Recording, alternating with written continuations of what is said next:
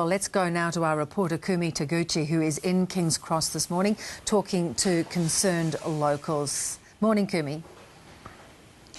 Morning, Beverly. Yes, I'm in King's Cross. I'm just about a block away from where Thomas Kelly was killed, and I'm in a cafe, which is strange. It's interesting, you know, there's a real difference to the cafe culture and the bar culture here.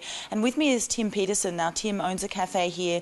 He's also been a resident here, and he's been in this cafe for a couple of years now. Tim, thank you for your time. That's okay. How did you feel about the forum last night? Oh, look, I think it was a really useful forum to have. I think it was well sort of thought through and well organised, and remained quite civil considering the tensions that are running around at the moment. And in terms of fixing the problems around King's Cross, do you think that's possible with, say, new licensing laws? I think the licensing laws can be reviewed. I think there's a lot of other things that need to be looked at as well, like transport operations and police and other security measures. I think the liquor licensing laws could be reviewed, most particularly with a view to change the operation of some of the bigger all-night places. Yeah. What seems to be really pertinent here is this divide between kind of a weekday King's Cross area and a weekend. That's right. What is your usual weekday like around here? Usually it's very quiet.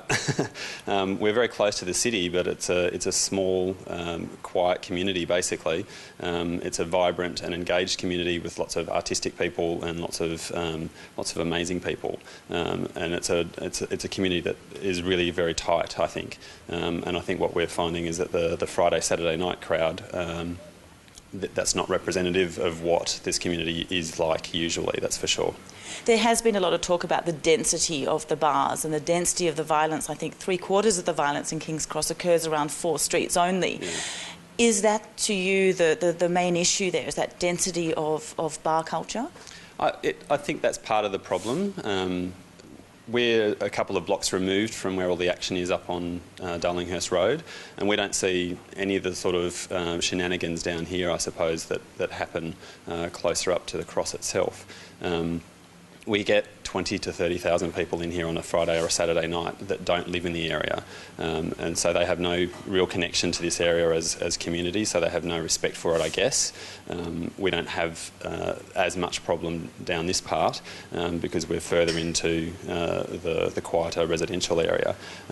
When you get that number of people in an area that have no connection to the community, that's where the problems come from.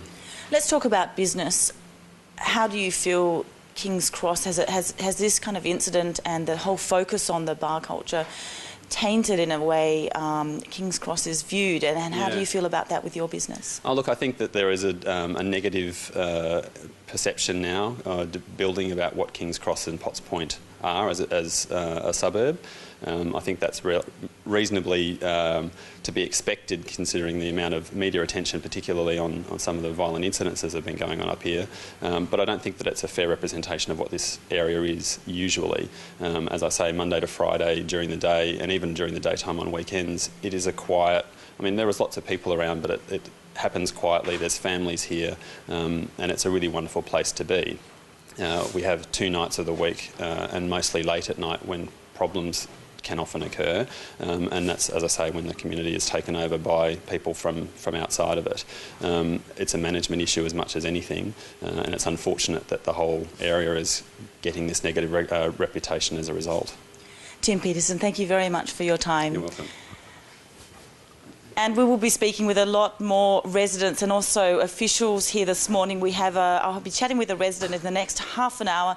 We'll also be talking with Clover Moore, the Lord Mayor of Sydney, of course, and Malcolm Turnbull, local member, later in the morning, because obviously this is an incredibly complex and diverse situation here which affects so many aspects of the community. So it's very much a puzzle that's needing to be pieced together at the moment. Absolutely right. Thanks so much, Kumi.